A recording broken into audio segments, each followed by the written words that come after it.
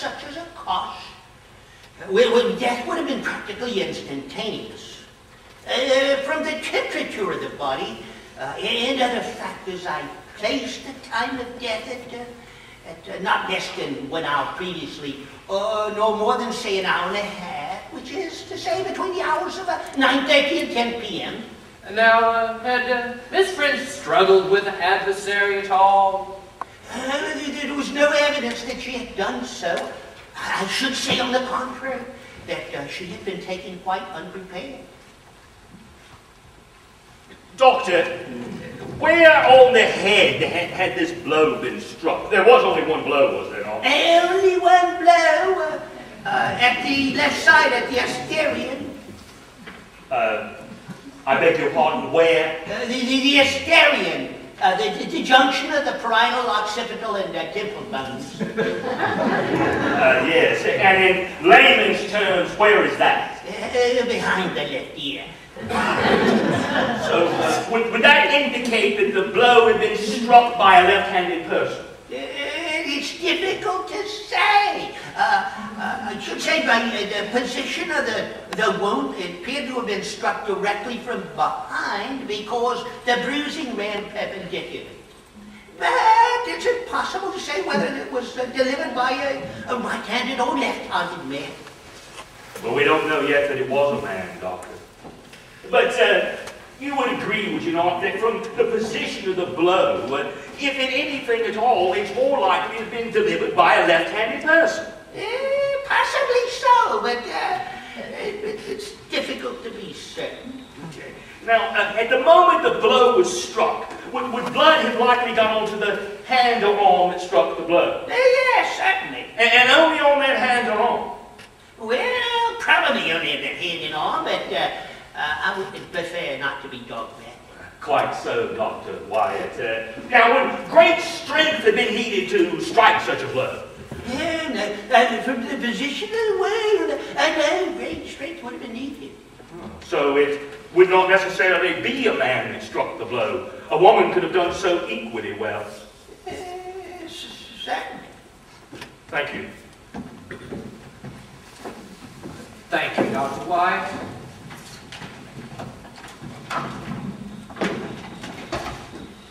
Call Janet Mackenzie. Janet Mackenzie?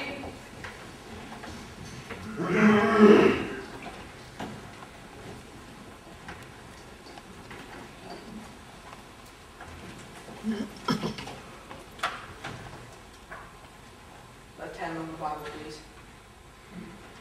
I swear by Almighty God that the evidence that I shall give shall be the truth, the whole truth, and nothing but the truth.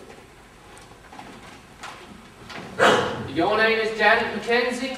Aye, that's my name. You were companion housekeeper to the late Emily French? I was a housekeeper. I've no opinion of companions, poor feckless bodies, afraid to do a bit of honest domestic work. Quite so. I meant only that you were held in esteem and affection by Miss French, not quite that of a mistress and servant. 20 years I've been with her and looked after her. She knew me and she trusted me. And many's the time I've prevented her doing a foolish action. Miss Mackenzie, would you please address your remarks to the jury? What kind of person was Miss French? Well, she was a warm-hearted body. Too warm-hearted at times, I'm thinking. A wee bit impulsive, too. There were times when she'd have no sense at all. She was easily flattered, you see. I see. And when did you first see Leonard Bolt? Well, he first came to the house, I mind, at the end of August. At the end of August. And how often did he come to the house? Well, to begin with, once a week. But later it was oftener. 2 and even 3 times he'd come. He'd sit there flattering her and telling her how young she looked and noticing any new clothes she was wearing. Quite. Now, Miss Mackenzie, will you kindly tell the jury, in your own words, the events of October the 14th? Well, it was a Friday and my night out. I was going round to see some friends of mine in Glenister Road, which is not above 3 minutes' walk. I left the house at 7:30. I promised to bring my friend the pattern of a knitted cardigan that she admired. Well, when I got there, I found I'd left it, so After supper, I said I'd come back to the house and fetch it, as it was a fine night and no distance. Well, I got to the house at 9:25 and let myself in with my key, and I went upstairs to my room. And as I passed the sitting room door, I heard the prisoner in there talking to Miss French. Now, you are sure it was the prisoner's voice you heard? I know his voice well enough. We didn't call him so often and all. An agreeable voice, I'll not say it wasn't. Talking and laughing they were. But it was no business of mine, so I went up and fetched my pattern, came back down, let myself out, and went back to my friend. You went back to your friends. Now, I want these times very exact. You say that you re-entered the house at 9:25. Aye, it was just past 9:20 when I left Glenister Road. And how do you know that, Miss Mackenzie? By the clock on my friend's mantelpiece, and I compared it with my watch, and the times were the same. The times were the same. So it takes 3 or 4 minutes to walk to the house, so that you entered the house at 9:25, and you were there for... I was there for just under 10 minutes. It took me a little while to find my pattern, as I wasn't sure where I'd left it. Oh, I see. And what did you do next? Well, I went back to my friend at Glenister Road. She was delighted with the pattern, simply delighted. And I stayed there until 11:20. I said good night to them and came on home. And when I got back to the house, I went into the sitting room to see if the mistress needed anything before she went to bed. And what did you see? Oh, she was there on the floor, poor body, her head beaten in, and all the drawers of the bureau out on the ground, and things thrown hither and thither, and a broken vase on the floor, and curtains flying in the wind. What did you do? I rang the police. Did you really think that a burglary had been committed? Really, my lord, I must protest. I will not allow that question to be answered, Mr. Myers. It should not have been put to the witness.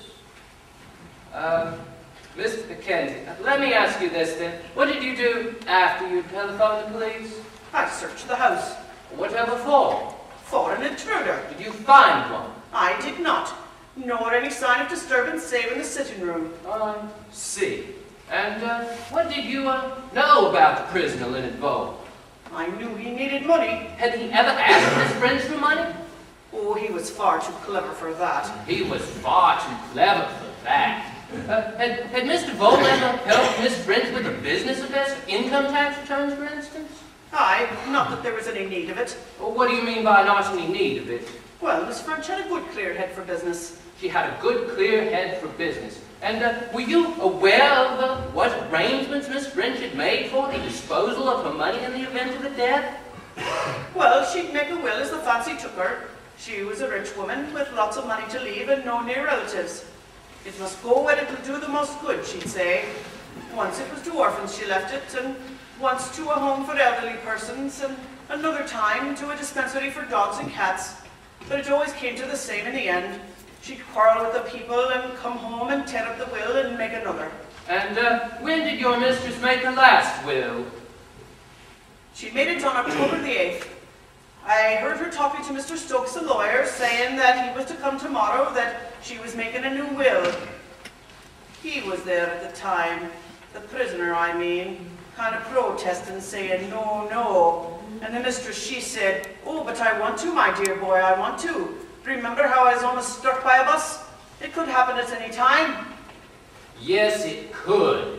And when did your mistress make a will previous to that one? In the spring it was. In the spring. Were you also aware that Mr. Leonard Vole was a married man? No, indeed. And neither was the mistress. What Miss French knew or did not know is absolutely of no knowledge of Miss Mackenzie. Pure conjecture. Let me put it this way. You formed the opinion that Miss French thought Leonard Vole a single man. Do you have any facts to support that opinion? Well, there was the books that she ordered from the library. There was the life of Baroness Burdett Coates, and one about Disraeli and his wife. Both of them about women who had married men years younger than themselves. I knew what she was thinking. I'm afraid we cannot admit that. Why ever not? Members of the jury, it is possible for a woman to read the life of Disraeli without contemplating marriage with a man younger than herself. Yes. Let me